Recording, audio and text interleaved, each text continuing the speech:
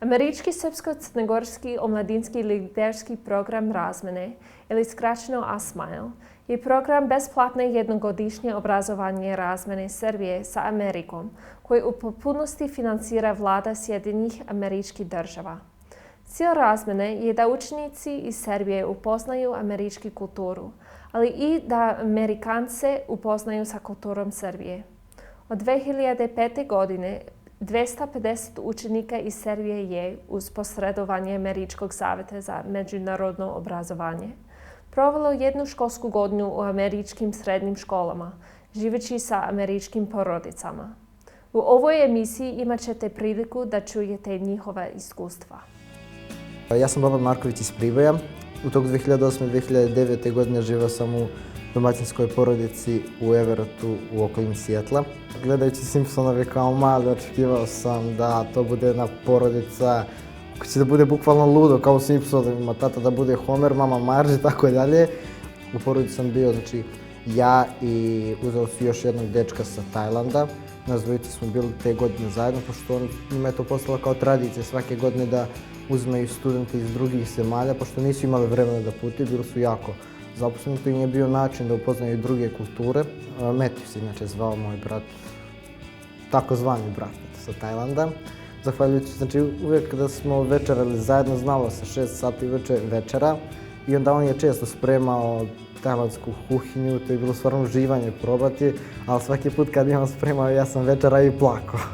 To je bilo stvarno, hrana sa Tajlanda je jako ukusna, ali je ljuto prilično. U početku, ne mogu da kažem da sam predosjećao da su to dobri ljudi, ali imao sam neki pozitivan utisak kod njima, pošto su me sačekali na aerodromu, bili su jako gostoljubivi i očekivao sam da će to možda biti tek u početku. Međutim, tokom godina oni su nastavili isto tako i onda totalno su bili okej, oni su bili meni super gotivni, smatrao sam ih isto kao mojim pravim roditeljima, čak sam ih zvao tako. I sklopili smo baš super odnos što se tiče toga.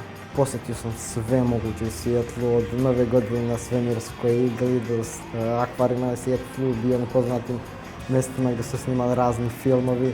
Znači, bilo je nezaboravno iskustvo. Ljudi su stvarno bili prijatni tu i da kažem da su imali neke predrasude o Srbiji ili o meni, nisu. Svi su bili željni da saznaju odakle dolazim, gdje je Srbija. Mnogi nisu ni znali, jednostavno su mešali Srbiju sa Sibirom iz Rusije. Promenio sam neke navike i mogu da kažem da sam postao zreliji, odgovornija osoba. Što se tiče mojih navika, morao sam da promenim način ishrane, ne način koliko plan, vreme kada uzmem obroke. Doručak je bio vrlo rano, ali obično sam u Srbiji navikao da imam obilan ručak, dok u Americi to je bilo glavno jelo večera koju svi jedemo zajedno, a ručak ko gde stigne i da kad dođem iz škole, tamo sam malo crkavao od gladi, da jedva čekam kad će večera, ponekad se ne jedem i onda za večeru ne mogu da jedem, što je bio u početku problem, međutim kasnije sve je bilo okej. U Srbiji mnogo više se šale i šale se neke ne shvataju ozbiljno, međutim tamo morate da pazite šta ipak govorite kome, pošto oni nisu svi, kako kod nas u Srbiji kažu, ovce čuvali sa vama. Come on, tell us something. Come on. Dobro jutro. Anything else? Kako ste? Nisam se mnogo promenio što se tiče nekih stvari.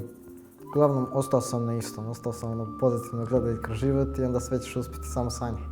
Moje iskustvo u školi u Americi je bilo stvarno, da kažem, nezamislivo. Retko ko tako može nešto doživi.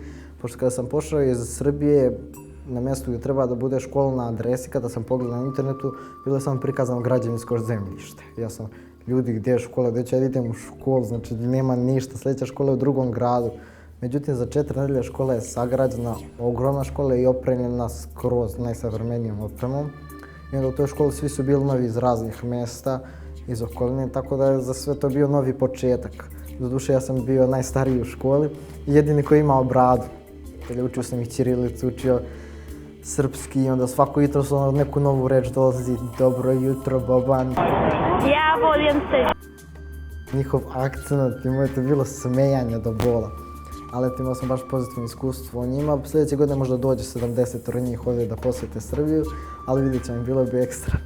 Onda sam odlučio da se učlanim u klub, u stvari tim za javne govore i debate. To je bilo ekstra iskustvo gdje sam dosta naučio i bukvalno uče vas od kako držite ruke, kako stojite, gdje gledate, šta radite dok držite govor, kome se obraćate, onda biznis klub, bilo ekstra, stvarno srpski klub i trenirao sam američki fudbal, što u Srbiji ne bi imao prilike, pogotovo ne u Priboju. Američki fudbal sam trenirao par mjeseci, 3 mjeseca. Onda sam prekinuo pred sam kraj sezoni, iako nisam odigrao nijednu zvaničnu utakmicu, već su utakmice drugog tima, zato što sam bio u konkurenciji sa 45-oricom za prvi tim. Ja sam tek pravila naučio, došao tamo, stavio na glavu kacigu od kilogram i pa nisam znao šta da radim, stavio u jedan položaj 45 minuta bez lopte. Na kraju sam vas neko gurni ili vi nego gurniti, to je za mene bila poenta igre.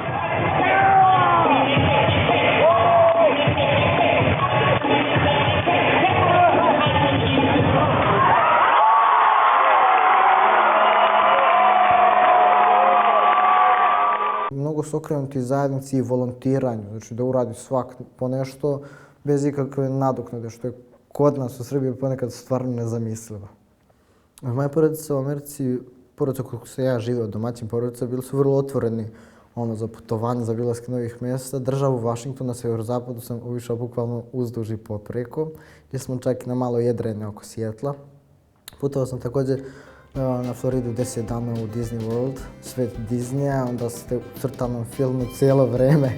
To je bilo ludo, znači ima 9 parkova i svaki park smo obilazili po 15 sati dnevno, nismo mogli da obiđemo, znači Hollywood studio i ostale sve ludorije koje možete da zamislite u svetu Disneya. I zato ima jednu zanimljivu anegdotu tu. Kada smo sletili na aerodrom u Orlandu, ja sam otišao brže u WC i na izlasku iz WC-a slučajno sam udario nekoga, neko udario mene kao laktom, zakačio i onda sam kao, u čemu je problem, znaš? Izlazim na vrata i moj drug s druge strane maše, to je Šek. Šek, šta je tebi ono kao? Pa to je Shaquille O'Neal, onda sam se okrenuo. I ja mislim da sam tada ispunio sam mnogi košarkaša, onda stojim rame uz rame sa Shaquille O'Nealom. Duše ja sam stajao rame uz lakat sa Shaquille O'Nealom. I onda žao mi što nisam mogao da se slikam sa njim pošto je bio na odmoru, ali ne vjerujem da se mnogo ljudi sudarilo sa Shaquille O'Nealom na izlasku iz WC-a, pošto to stvarno ludo iskustvo bilo. Studenti koji dolaze sa južne hemisfere koji su bili, prvi put su vidjeli snijeg. I onda zašto je snijeg klizav, zašto ovo, zašto ono, jeli su snijeg. Padali su, znači pokušali su naučiti da skida, ali to je bilo bukvalno smiješno kad ih učite kako da pravi Sneška Bjelića. Onda kad im kažete da za žuti snijeg, oni veze nisu imali šta je žuti snijeg. Kad se vrati iz Sijetla u Priboj, nije baš sve jedno. I kada se vratite sve na staro, međutim svi su jedva čekali da čuju. Bio sam u Priboju koji ima 30.000 stanovnika, uvijek možeš da budeš u centru pažnje ako si došao bilo odakle. Bilo je 5 negativnih komentara kada sam se vratio, ali to uglavnom vjerujem da ljudi koji su ljubomorni stvaraju te negativne ili nemaju šta da rade, pa jednostavno ogovaraju tamo ovamo, znači ono kao tipa posla vas zapad, kao idete u Ameriku. Ja sam patriota, zašto bi išao? Pa ako si patriota treba da odeš da pokažeš ljudima svoju zemlju, da pokažeš nešto o Srbiji, da ih naučiš nešto, a ne da izbegavaš ljude. Pa za sebe mogu da kažem da sam patriota, ali u nekom zdravom smislu, koliko je danas reč patriotizam u Srbiji obuhvatni, za šta za mene patriotizam nije da idem da pišem po zidovima Srbije i tako to, nego da uradim nešto jednostavno za svoju zajednicu, za ljude. Od kad sam se vratio iz Amerike, tamo sam dosta naučio od njih kako oni vole svoju zemlju i onda sam rekao svojim drugima, hajde im pokažemo kako mi volimo našu zemlju pa da vidimo da ko je patriota. To je bilo ekstra, znači organizovao sam volonterske akcije, imao sam totalno novo viđenje na neko stanje u Srbiji, na ljude, na uopšte totalno novo viđenje na svijet. Promenio sam ovdje, to je bilo kako funkcioniše učenički parlament u školi. To je bilo znači nezaboravno, pošto sam bio prvi stranac koji je bio u učeničkom parlamentu u toj američkoj školi. I onda kad sam se vratio ovdje, onda je počelo sve aktivnosti i htio sam pokažem svom društvu kako mi možemo da uradimo nešto. Znači ne treba samo da čekamo za drugi, da molimo treba nam ovo, treba nam ono, molimo ovo, molimo za ono. Ne, možemo nešto sami da uradimo, da se organizujemo, imamo dosta više utjecaja na naš svakodnevni život, naš život u školi. Promijenilo se mnogo toga u odnosu prema zajednici, prema lokalnoj zajednici, pošto sam mnogo uključeniji u lokalne aktivnosti pre nego što, znači vidio sam neki svoj odgovorniji odnos prema lokalnoj zajednici i pre nego što je uopšte počela neka kampanja u Srbiji, zaveštao sam organu što je za mene kao bilo kao dobar dan, nešto. Smatrao sam to ne kao svojom dužnost, nego nešto najviše mogu da pokažem svoju privrženost prema zajednici. Pošto je cilj programa kulturna razmena, trudio sam se što više da shvatimo njihovoj tradiciji, da naučimo njihovim običajima koje sam im poštovao. Je bilo zanimljivo da idemo, skupljamo slatkiše i sve ostalo, režemo one bundeve za Halloween i tako dalje, ali želeo sam da ih upoznam i o našim običajima, tako da sam za Pravoslavan Božić 7. januara planirao nešto da spremim, ali sad šta, nikad nisam bio u kuhinji uglavnom ako se zadržim, obavezno zovu vatrogasci ili tako to. I onda sam našao na YouTube kako se pravi sarma i gibanica. I onda sam rekao, kad mogu na YouTube da je napravim, mogu ja da je napravim. I onda jedan dan uopšte nisam išao u školu, kao ostao sam kući nešto i onda savija i sarmu, pravi gibanicu. Na kraju je, hvala Bogu, sve ispalo super i tako su proslavili Božić. Tanjiri su ostali naravno prazni, pojeli su sve. Bilo je stvarno ekstra. Doduše, bilo je čudnih pitanja, pošto pitaju mi, na primjer, da li vi imate kompjutere ili imate automobile ili živite u kućama isto kao i mi. Pa onda kad ja napravim šalu, ma ne, mi živimo na drveću, samo bogati ljudi, oni žive u pećinama i tako. Bilo zanimljivih situacija što se tiče toga, ali ljudi su imali baš puno razumijevanja i baš su me toplo dočekali. Što me stvarno iznenadilo, nisam očekivao tako toplo doček, ono kao da su jedva čekali da me vide. Čuli ste priče bivših učesnika ASMAL programa razmene učenika Srbije sa Amerikom.